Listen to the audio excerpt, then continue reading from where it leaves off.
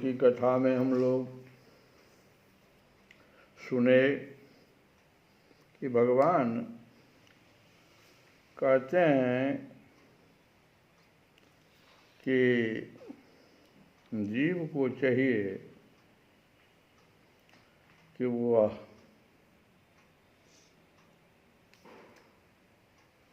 आत्मा और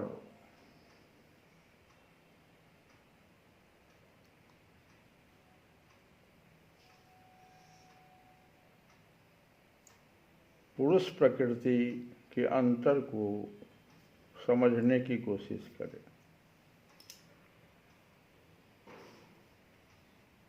ज्ञान आत्मा का गुण नहीं है, ज्ञान पृथ्वी का गुण सिद्ध होता है, क्योंकि सत्व गुण ही ज्ञान है और रजोगुण क्या है? कर्म है, और तमोगुण अज्ञान है।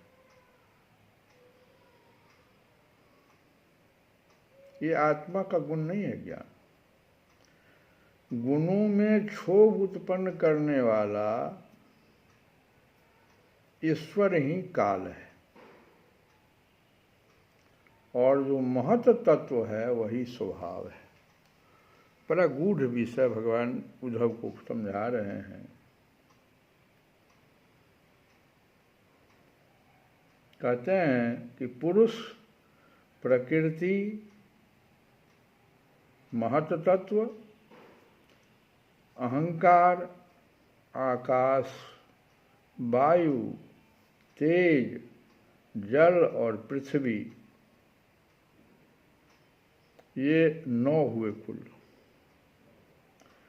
कुछ ऋषि इस 9 तत्व की ही चर्चा करते हैं, कहते हैं 9 ही तत्व होता है जिससे कि इस संसार का पूरा जो संचालन चल रहा है। उसमें भगवान भी हैं, जो पुरुष शब्द आया, और बाकी सब प्रकृति से जुड़ा हुआ चीज़ है। प्रकृति, महत तत्व, अहंकार, आकाश। अभी हम तुरंत सुने कि प्रकृति तत्व ही स्वभाव है।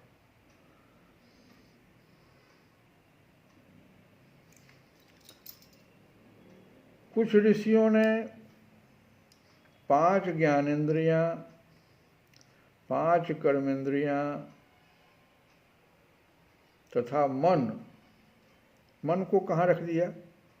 5 ज्ञानेंद्रियां को हम लोग जानते हैं, 5 कर्मेंद्रियों को भी जानते हैं, और मन को कहाँ रख दिया? तो मन जो है कर्मेंद्रियां और ज्ञानेंद्रियां दोनों है। इस प्रकार कुल 11 तत्व होता है।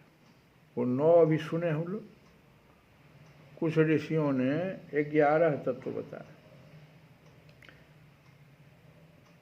और इन 11 को इंद्रियां कहा।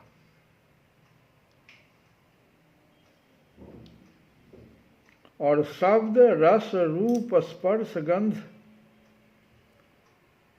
ये जो हैं ये ज्ञान इंद्रियों की विषय हैं। तो जो लोग तत्व की संख्या 7 कहते हैं, देखो 9 बताए भी हम, और इधर 11 भी बताया, और जो लोग तत्व की संख्या 7 कहते हैं, उनके विचार से आकाश, वायु, तेज, जल, पृथ्वी तथा 6ठा जीव, 5 महाभूत ही हो गए। आकाश, वायु, तेज, जल, पृथ्वी तथा 6ठा जीव, और साक्षी रूप में परमात्मा, ये 7।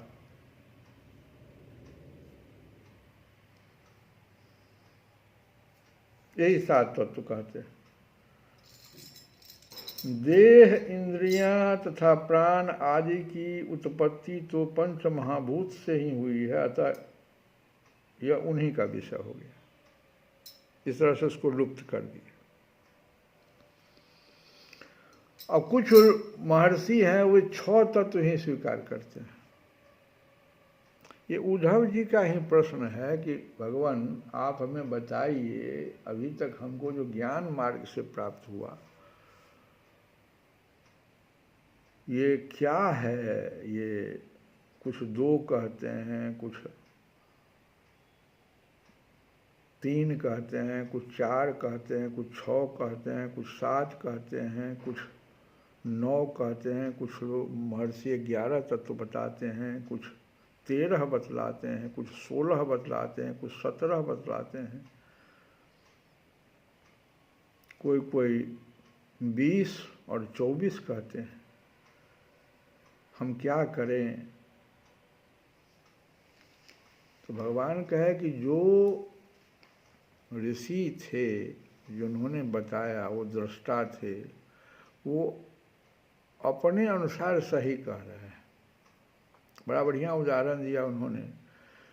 एक मिट्टी का उदाहरण दे कहते हैं कि कुछ लोग मिट्टी से बने हुए घड़ा वगैरह, इसको मिट्टी को अलग कर दिए, घड़ा को अलग कर दिए, या और भी जो घटपट और भी जितना भी। कुछ लोग कहे नहीं तो मिट्टी से ही बना, इसको इसी में डाल दो। जैसे अभी हम बताए कि 11 को इंद्रियां बता दी, और जो शब्द रस रूप स्पर्श गंध ये ज्ञानेंद्रियों के विषय कह दिए, सबको लोप कर दिए, तो घटा दिए। कुछ महर्षि 6 तत्व ही स्वीकार करते हैं, उनके अनुसार 5 महाभूत और 6ठा परम पुरुष परमेश्वर। बस परम पुरुष परमेश्वर इसी 5 महाभूत से सभी तत्वों का निर्माण, सभी पूरे जगत का निर्माण कर दिया।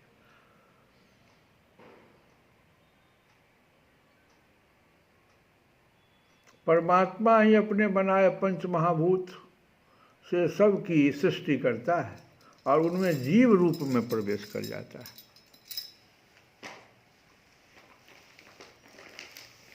अब जो लोग 4 ही तत्व स्वीकार करते हैं, वे क्या कहते हैं सो सुनो। वो कहते हैं आत्मा से तेज, जल और पृथ्वी की उत्पत्ति हुई है, और जगत में जितने भी पदार्थ हैं बस इन्हीं से उत्पन्न हुआ है। इस 4 तत्व हुआ, आत्मा, उसी से तेज हुआ, जल हुआ और पृथ्वी हुआ, और फिर जगत का उत्पत्ति हो गया।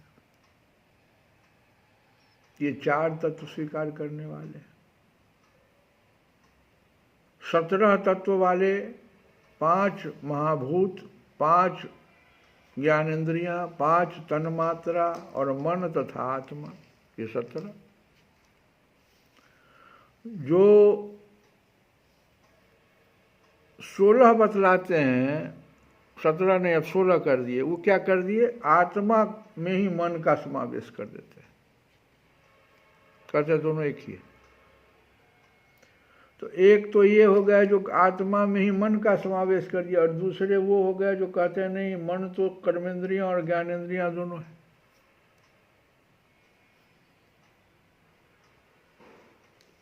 जो लोग 13 तत्व बताते हैं, वे कहते हैं 5 महाभूत, 5 ज्ञानेंद्रियां, 10 एक मन तथा एक जीव और एक परमात्मा, 10 3 13। जो 11 तत्व मानने वाले हैं, वे कहते हैं 5 महाभूत, 5 ज्ञानेंद्रियां और एक आत्मा, बस इसी का अस्तित्व है।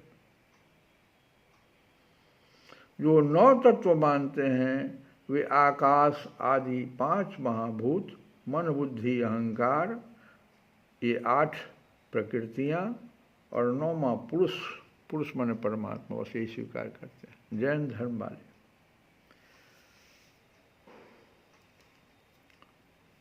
तो और जो 2 तत्व मानते हैं, वे तो कहते हैं कि बस एक पुरुष है, जिसको आत्मा कह दिए, पुरुष आत्मा, दूसरा ईश्वर। ये पुरुष जो है, पुरुष आत्मा जो है, वो चेतन ईश्वर का अंश है, इसीलिए उसमें उतना सामर्थ्य नहीं है जो ईश्वर में है। तो एक पुरुष आत्मा कर दिए जो चेतन के अंश हैं, ईश्वर चेतन हैं और ईश्वर के अंश हैं, और एक ईश्वर, बस 2 ही तत्व है।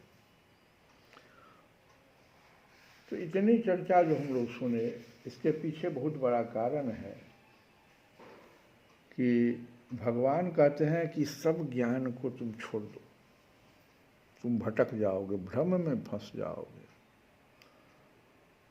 भगवान इसीलिए कहे, कल की कथा में हम लोग सुने कि सबको उधर तुम भूल जाओ और सिर्फ मेरी लीला कथा के श्रवण कीर्तन में अपने चित्त को लगा दो, उससे चित्त का मैल धुल जाएगा। ये सब जो भ्रम उत्पन्न हो रहा है इतना तुमको, ज्ञान मार्ग से चलने के कारण तुम भक्ति मार्ग में आओ, और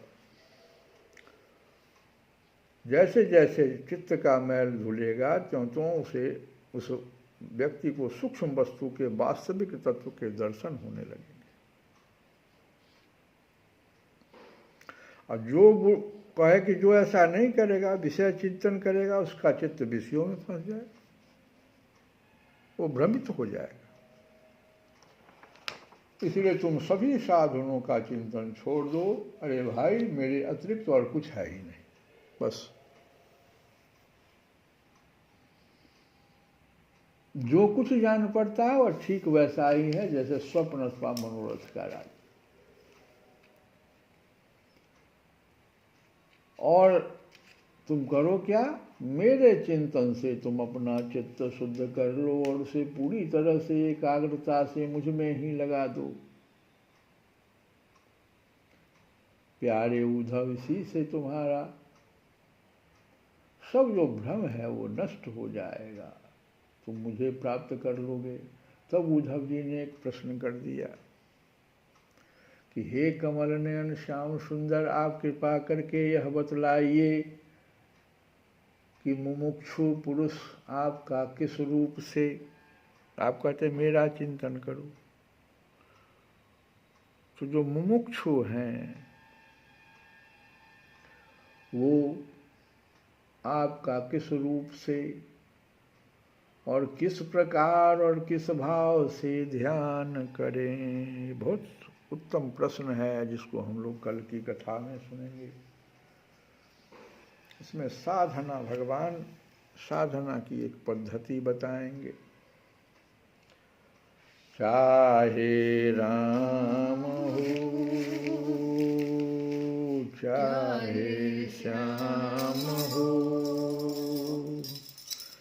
तेरे चरणों में मेरा प्रणाम हो, तेरे चरणों में मेरा प्रणाम हो।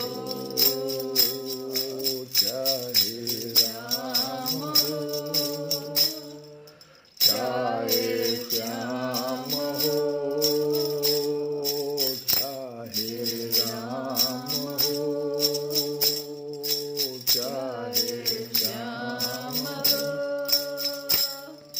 तेरे चरणों में मेरा प्रणाम हो।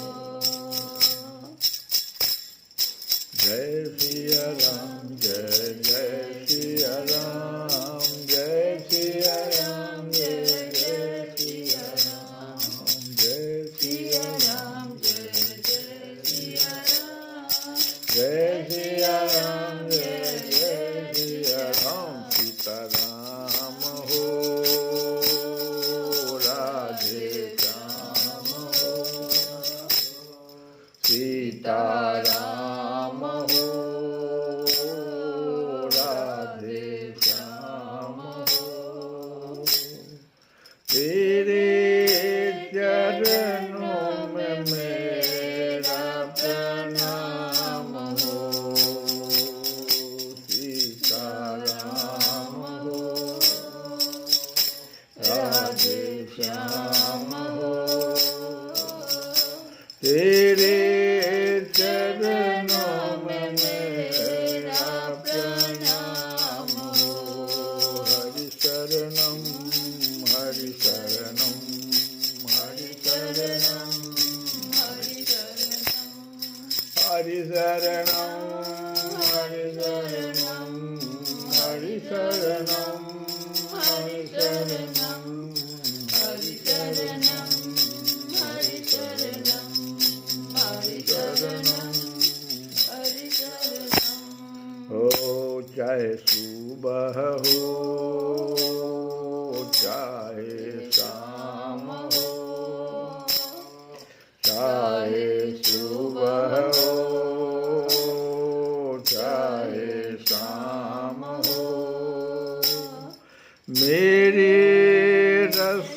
नाम तेरा नाम हो, चाहे राम हो चाहे श्याम हो, सीता राम हो राधे श्याम हो,